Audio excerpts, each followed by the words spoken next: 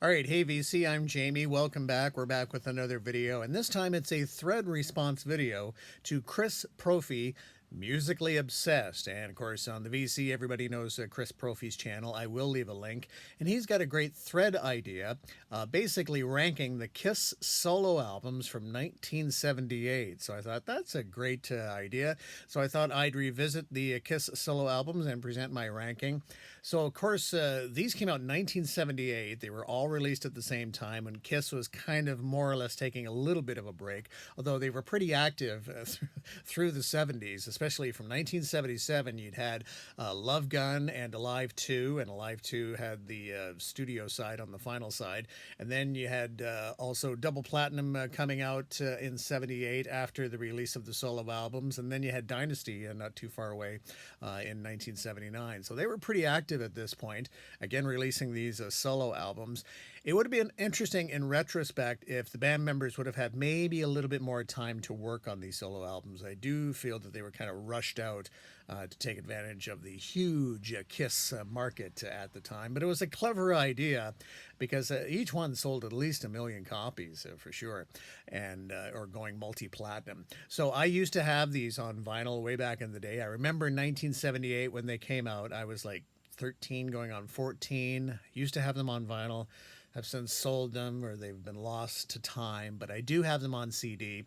I haven't listened to them in quite some time, so I thought, well, I'll revisit them and present my ranking.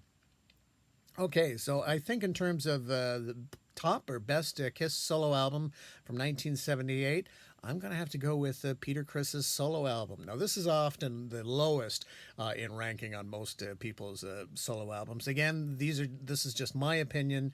I'd love to hear your opinion. You can post a comment, but I'm going to go at least with the most interesting is Peter Criss's solo album. As you can see, my CD copy is a nice crack here on the case, because it just wasn't what we were expecting at the time. I mean, for Kiss solo albums, generally we're going to be expecting pretty rockin' albums, but Peter Criss went with a real sort of rhythm and blues R&B feel with tracks like Tossin' and Turnin'. His cover of that song is terrific.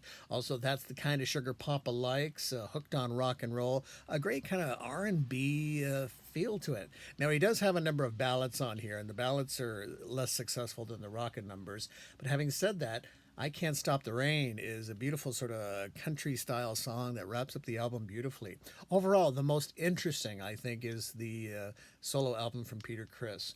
Now, it's interesting at this point, even with Peter Criss, that he was starting to play less and less on albums. And even on this one, he does not play drums on every track. He only plays drums on a handful of the tracks on here. And then in subsequent Kiss albums, he would barely be involved. And then, of course, leaving the band. Now, these are the Kiss Remaster series on CD, which is kind of nice. They give you a nice little write-up on each album on the back. And they also do include kind of the posters that were included with the solo releases. I'm not going to show them all because you've likely seen them all, but kind of nice to have that included. So in terms of number one, I would say the most interesting, Peter Criss solo album. Now, for number two, that was a tricky choice, but I am going to go with Ace Frehley's solo album as number two. This was terrific. It just rocks from start to finish, right out of the gate, Rip It Out, Speeding Back to My Baby. This album just keeps cooking, and then wraps up with a really nice instrumental of Fractured Mirror. And on this, the track New York Groove, which I'm pretty sure was the most successful single of all the Kiss solo albums, but New York Groove just really, the cover of this song really captures the time, and just in terms of kind of a funky disco-y kind of beat, but still rocking at the same time. And it's interesting for Ace Frehley to do a full solo album. Previously, Ace Frehley had written a number of songs for Kiss, sung by other band members, but had only really sung 2 tracks up until this point. He sang a song on Love Gun, the song Shock Me, and then on Alive 2, on the studio side, he sings the song Rocket Ride. And then to come out with a full solo album and have it rock, he nails it on this album. And I do think it's interesting in terms of production that he went with Eddie Kramer on this one, which again, I think really helps the sound. And I think Eddie Kramer's one of the best Kiss producers to just kind of no nonsense, kind of capture the Kiss sound and, keep it rocking. But Ace Frehley did well with this solo album for sure. Now, for number 3, I'm going to go with Paul Stanley. This is an absolutely solid Kiss solo album. In terms of releasing solo albums, this is definitely the most Kiss-like. Of course, Paul Stanley, the great voice of Kiss. Can't fault anything with this album. And in fact, the song It's All Right would have made a great Kiss single. Very solid. No issues with this album at all. Very much what you would expect a Paul Stanley Kiss solo album to be. Can't fault it at all. So that means number 4 on my list, last on the list, is Gene Simmons' solo album. And even when this came out back in 1978, I remember being disappointed. I think we were expecting kind of maybe a dark or a darker album, kind of along the lines of like God of Thunder or Calling Dr. Love or something like that. It kind of starts off that way, potentially promising with the sort of prelude to the track Radioactive, but then Radioactive gets, it's not a real strong way to kick off the album. Slightly interesting, his kind of ode to the Beatles on a number of tracks like See You Tonight, sort of the Beatles style harmonies of sort of the mid-60s Beatles. Slightly interesting, but just an uneven album. And then wrapping it up with When You Wish Upon a Star just doesn't work. And I don't know if it's typically in Gene Simmons' style that he has such a number of guest stars featured on this album that include Bob Seger, Joe Perry, Helen Reddy, Jeff Skunk Baxter from Steely Dan, Doobie Brothers.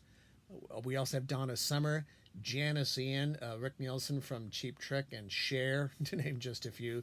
But, you wouldn't know, unless you read the credits, you wouldn't even know they're really featured on the album. They don't stand out in any particular way that I can hear. But just uneven, not great, and just not my favorite Kiss solo album. So there you have it. My ranking is Peter Criss, followed by Ace Frehley, Paul Stanley, and Gene Simmons. Again, it's just my opinion, and if I listen to them again, it will probably change. I really did switch from 2 and 3, Paul and Ace. It's hard, but that Ace Frehley album, solo album, is really terrific. But again, Chris Brophy, thanks so much for this thread idea in terms of ranking the Kiss solo albums, and also shout out to Steve Carlson. Steve's been wondering how everybody's been doing during pandemic, or how it's affecting your area.